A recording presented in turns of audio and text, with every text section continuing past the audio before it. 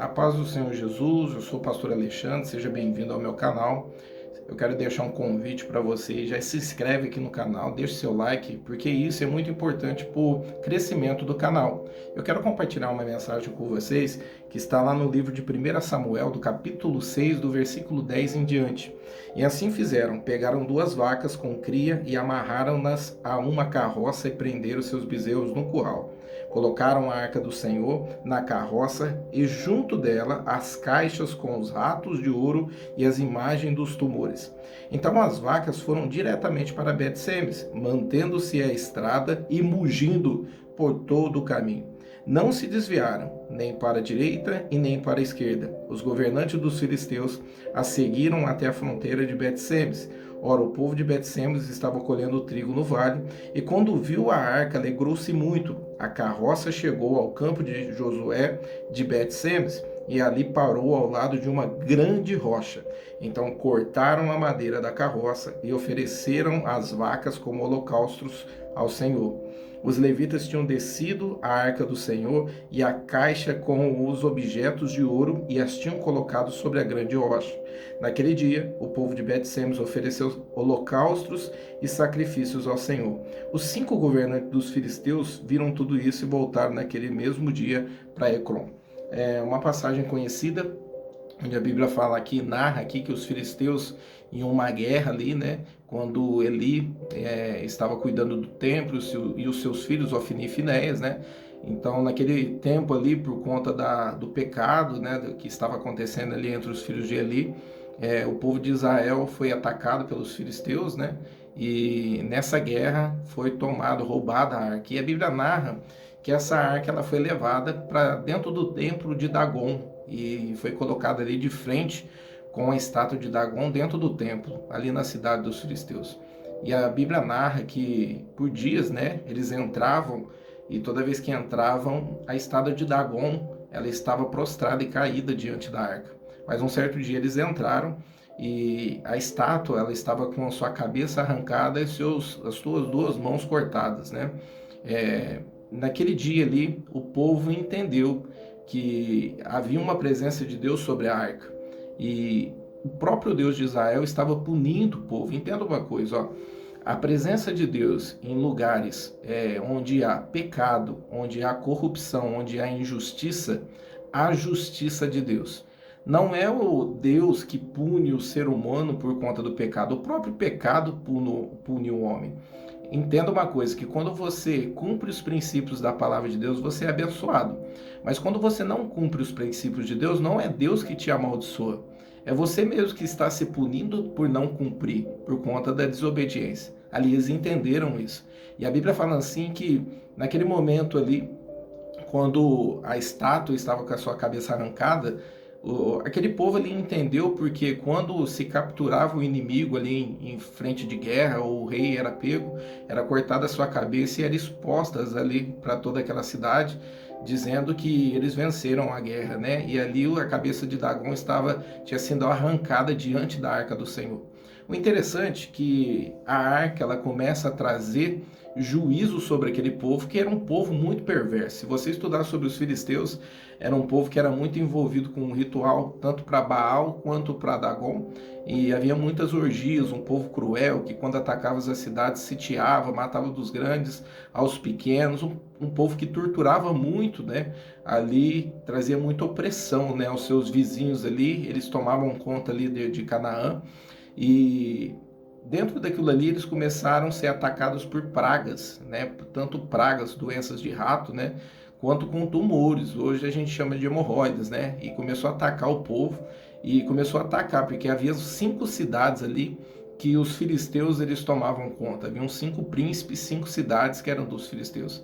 E a Bíblia narra que conforme a arca ficava naquela cidade, era atacada, conforme eles levavam a arca para outro lugar, as pragas chegavam também e também atacava aquele povo, né? Aquele povo começava ali a sofrer a justiça, porque a glória de Deus, a presença de Deus, ela traz justiça dentro de um lugar impuro e corrupto.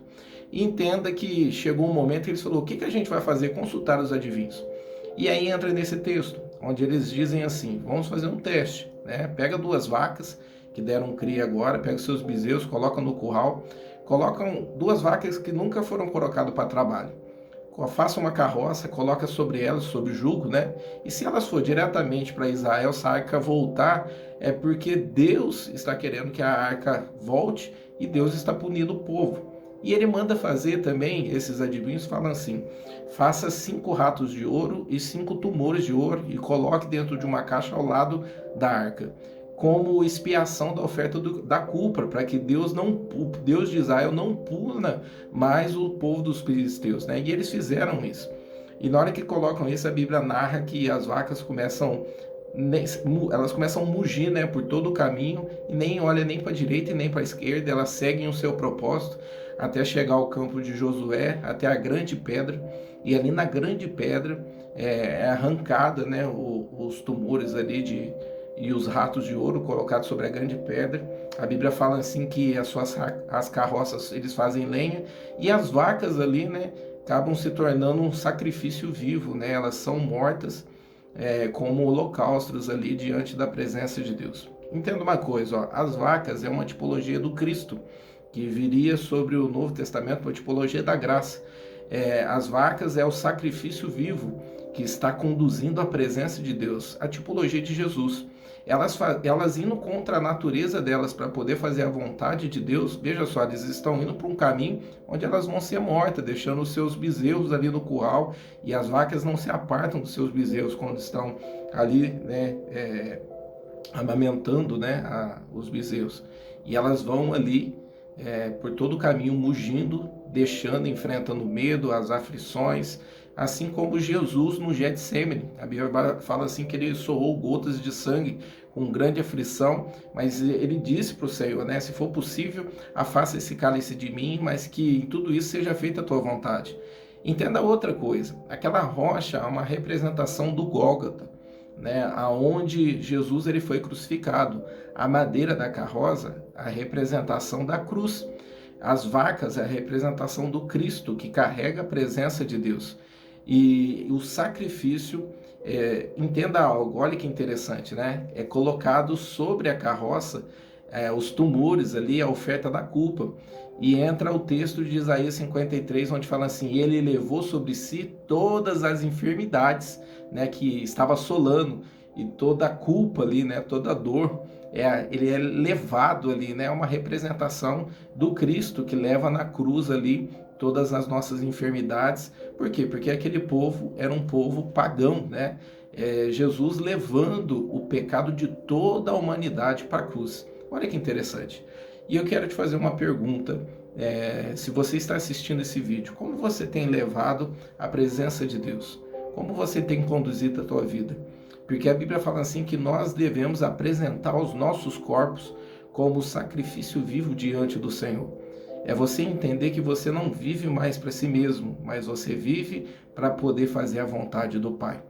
Eu queria que você analisasse muito sobre essa história, onde aqui a gente aprende com esses animais, essas vacas, onde ela cumpriu todo o trajeto. A Bíblia fala assim que aquele que pega no arado e olha para trás, esse não é digno do reino deles. Elas não olhou nem para a direita e nem para a esquerda, mas que seguiram para cumprir o seu propósito, fazendo a vontade do Pai. Eu quero fazer uma oração por você. Curva a sua cabeça. Pai, em nome de Jesus, Espírito Santo, eu te peço que cada um que está assistindo agora essa mensagem possa ser tocada por ela, que possamos, ó Deus, apresentar os nossos corpos como sacrifício vivos, sermos, ó Pai, ó Deus, aprovados por Ti para cumprir o Teu propósito, para cumprir o Teu chamado sobre as nossas vidas. Eu te peço, ó Pai, em nome de Jesus, dê força, Senhor. Nós entregamos, ó Pai, em nome de Jesus, todas as nossas lutas e tentações na Tua presença agora. Nos fortalece para que possamos cumprir o nosso propósito. Em nome de Jesus. Amém? Que Deus te abençoe, que essa mensagem fique no teu coração e te alcance. Em nome de Jesus.